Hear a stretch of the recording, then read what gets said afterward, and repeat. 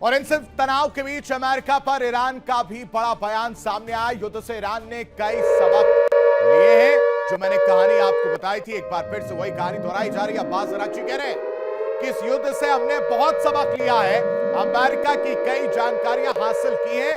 ये अरागची साहब कह रहे हैं कि अमेरिका हमें बिल्कुल भी हल्के में ना ले, अमेरिका इस गफलत में ना रहे कि हमारे पास उनके बारे में जानकारी नहीं है। वो सारी जानकारियां हासिल कर ली गई हैं और अगर दोबारा जंग हुई तो अमेरिका को बड़े बड़े सरप्राइज मिलेंगे, ये कहा जा रहा है। यहां यह समझना जरूरी है कि ईरान ने पहली बार F-35 को भी मार गिराया था और इसका भी जिक्र अरागची साहब ने किया है। इस पूरे युद्ध में ईरान लगातार दबाव बनाने की कोशिश कर रहा है और उसी तरह की तस्वीर यूएस की तरफ से भी देखने को मिली थी। स्ट्रेट ऑफ हॉर्मुज की भी कहानी बेहद जरूरी है। ईरान के खिलाफ यूएस की नाकाबंदी जारी है। नाकाबंदी के बाद ये बड़ी जानकारी, बड़ी खबर, ईरानी बंदरगाहों पर व्यापार रुक गया है। 89 कमर्शियल जहाजों को दूसरी तरफ शिफ्ट जो है वो किया गया है, मोड़ा गया है। ये कहानी सामने है। नाकाबंदी आप समझिए, नाकाबंदी के बाद ईरानी बंदरगाहों को शिफ्ट किया गया, मोड़ा गया है। 89 कमर्शियल जहाज यानी 89 कमर्शियल जहाजों को दूसरी तरफ मोड़ दिया गया है। अमेरिकी सेना ने कमर्शियल जहाजों को दूसरी तरफ मोड़ दिया है। नाकाबंदी का यह असर है और इस नाकाबंदी की वजह से ही ये सारे के सारे 89 कमर्शियल जहाजों को दूसरी तरफ मोड़ दिया अमेरिकी सेना कर रही है।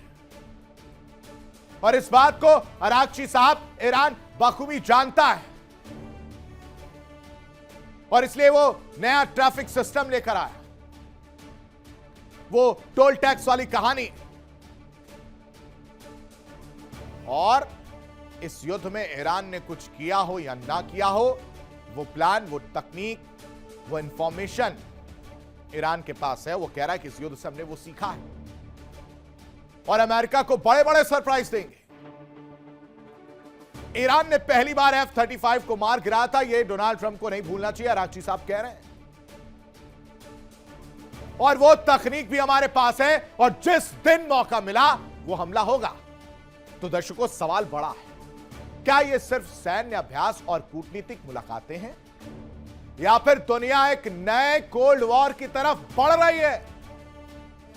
क्योंकि पिछले कुछ महीनों में जिस तरह से चीन और रूस ने अपनी रणनीतिक साझेदारी को मजबूत किया है, उत्तर कोरिया खुलकर मॉस्को और बीजिंग के साथ खड़ा दिखाई दे रहा है और अमेरिका लगातार एशिया प्रशांत में अपनी सैन्य मौजूदगी बढ़ा रहा है।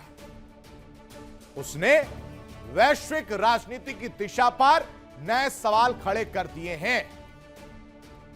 तो ऐसे में यह कहना गलत नहीं होगा कि बदलती दुनिया में सिर्फ दोस्ती और दोस्त नहीं बदल रहे, बल्कि बदल रहा है पूरा का पूरा वर्ल्ड ऑर्डर। रिपोर्ट देखिए।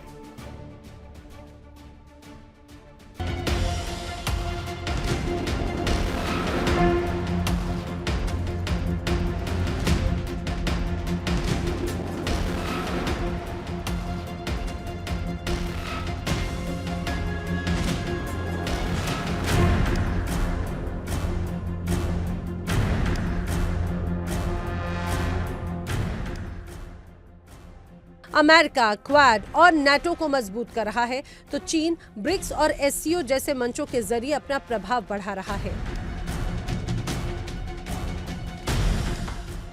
रूस और चीन लगातार ये नैरेटिव बना रखे हैं कि दुनिया अब एक ध्रुवीय नहीं रहेगी, यानी सिर्फ अमेरिका की अब चलने वाली नहीं है। इसीलिए चीन ताइवान पर दबाव बढ़ रहा है। रूस यूक्रेन में पीछे हटने को तैयार नहीं, तो उत्तर कोरिया लगातार मिसाइल परीक्षण कर अमेरिका और दक्षिण कोरिया को चुनौती दे रहा है।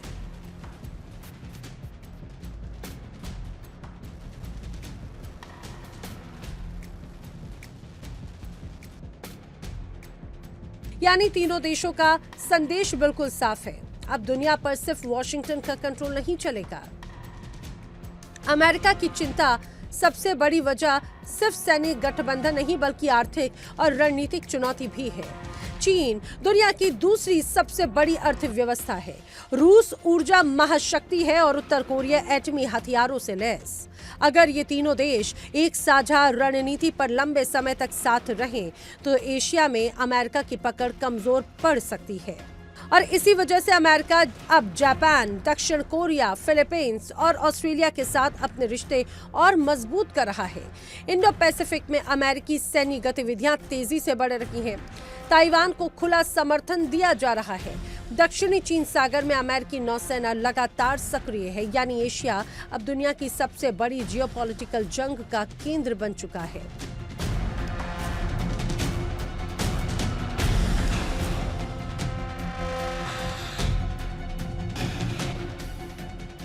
सवाल उठता है कि सबसे बड़ा खतरा आखिर क्या है? खतरा यह है कि अगर ये ध्रुवीकरण और ज्यादा बढ़ा तो दुनिया छोटे छोटे युद्धों का अखाड़ा बन सकती है। यूक्रेन पहले से जल रहा है, मिडिल ईस्ट में तनाव है, ताइवान पर खतरा मंडरा रहा है, कोरियाई प्रायद्वीप बारूद के ढेर पर बैठे हैं और अगर कहीं एक छोटी सी चिंगारी भड़की तो उसका असर पूरी दुनिया पर पड़ सकता है, क्योंकि इस बार मुकाबला सिर्फ दो देशों का नहीं बल्कि परमाणु ताकतों के बड़े गठबंधन का है। तो क्या दुनिया फिर दो धुरियों में बंट रही है? क्या चीन, रूस और उत्तर कोरिया अमेरिका के खिलाफ नई रणनीतिक दीवार खड़ी कर रहे हैं? क्या एशिया अगली वैश्विक जंग का सबसे बड़ा मैदान बनने जा रहा है? और क्या आने वाले वक्त में दुनिया कोल्ड वॉर 2.0 देखने वाली है? सवाल काफी बड़े हैं, खतरे भी उससे ज्यादा बड़े हैं, क्योंकि महाशक्तियों की इस जंग में दांव पर सिर्फ सत्ता नहीं बल्कि पूरी दुनिया का भविष्य लगा है।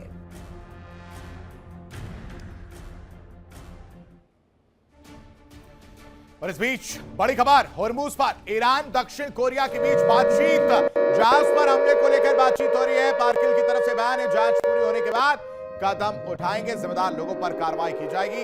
होर्मुज में 4 मई को जहाज HMM नाव पर हमला हुआ था। तेहरान ने HMM नावों पर हमले से पूरी तरह से इनकार किया है और इसको लेकर अब जो है वो परेशानी देखने को मिल रही है। दक्षिण कोरिया के बीच बातचीत की बात निकलकर सामने आ रही है। हमला किया जा रहा था और इस हमले की निंदा की गई। कहा जा रहा है कि जांच करेंगे और जब तक की जांच पूरी नहीं हो जाती है तब तक कोई कदम नहीं उठाया जाएगा। हमले कर कौन रहा है?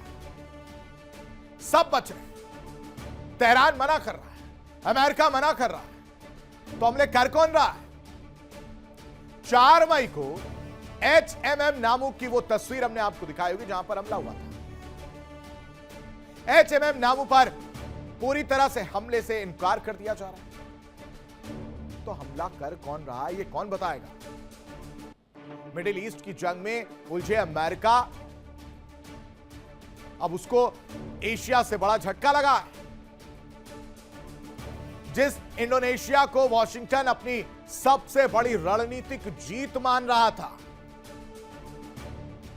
अपनी पीठ थपथपा रहा था, अपनी वाहवाही लूट रहा था, वही इंडोनेशिया अब अमेरिका से किए डिफेंस समझौते से पीछे हटता दिखाई दे रहा है। भाग गया, कह रहा पलटी मारना सिर्फ आपको नहीं आता, हम भी मार सकते हैं, और ठेंगा दिखाकर भाग गया। कह रहा कौन सा डिफेंस, कौन सा समझौता? अमेरिका को उम्मीद थी कि इंडोनेशिया की जमीन, समंदर और एयर स्पेस का इस्तेमाल करके वो चीन पर दबाव बढ़ाएगा। मतलब कॉन्फिडेंस देखिए आप कि बड़ी आसानी से इंडोनेशिया की जमीन, समंदर और एयर स्पेस का इस्तेमाल करेगा और चीन पर प्रेशर बनाएगा। यह कॉन्फिडेंस है। और उसी इंडोनेशिया ने डोनाल्ड ट्रंप को ठेंगा दिखा के चिढ़ा दिया कि ना ना ना, नहीं दूंगा, कोई साइन ही नहीं हुआ है। जकार्ता ने अचानक यू टर्न लेकर पूरे गेम का समीकरण बदल दिया। सबसे बड़ा सवाल यह हो जाता है दर्शकों कि क्या अमेरिका की इंडो पैसिफिक रणनीति दरक रही है? क्या चीन के डर ने इंडोनेशिया को पीछे हटने पर मजबूर कर दिया? और क्या मुस्लिम देशों में अमेरिका के खिलाफ गुस्सा अब खुलकर सामने आने लगा है? ये जरा ग्राफिक्स के जरिए आपको बताते हैं कि अमेरिका को जोर का झटका कैसे लगा है। डील से जकार्ता पीछे क्यों हटा है?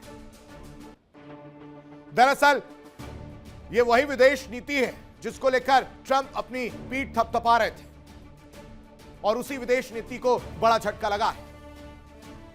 कहा जा रहा है कि चीन के दबाव में इंडोनेशिया झुक गया। यह वही चीन है जहां डोनाल्ड ट्रंप गए थे, उसी चीन के प्रेशर में आकर इंडोनेशिया झुक गया। मुस्लिम देश ने अमेरिका से दूरी बनानी शुरू कर दी। देखिए इंडिया डेली 24/7 अब आपके स्मार्ट टीवी पर। इंडिया डेली मौजूद है सभी डिजिटल प्लेटफॉर्म पर लाइव और लगातार। इंडिया डेली 24/7 हर दिन राष्ट्र को समर्पित।